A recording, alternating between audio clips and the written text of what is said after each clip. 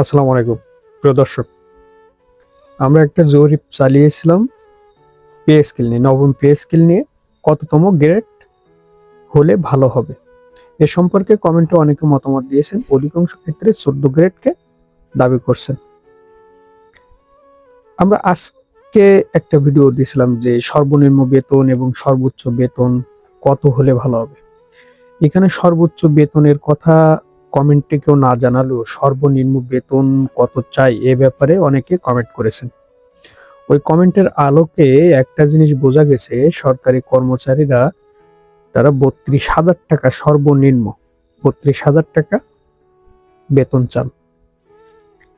যদি ৩২,০০০ টাকা সর্বনিম্ন বেতন চান, অর্থাৎ 14তম গ্রেডে 14তম চাকরিতে যিনি ঢুকবেন তিনি সর্বনিম্ন ৩২,০০০ টাকা বেতন পাবেন, তাহলে তাকে যে কোনো জেলা শহরে জীবন নির্বাহ করা কিছুটা স্বাভাবিক হবে বা অনেক অংশে সে মধ্যবিত্ত ভাবে চলাফেরা করতে পারবে তার ফ্যামিলি নিয়ে।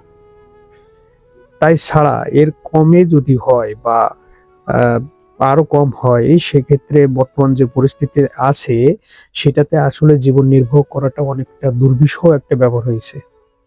সরকারি চাকরি করে অথচ সে একটা ফ্ল্যাট বাসায় থাকতে পারে না, ভালোভাবে মানে ছেলে মেয়েদের জীবন নির্বাহ করতে পারে না।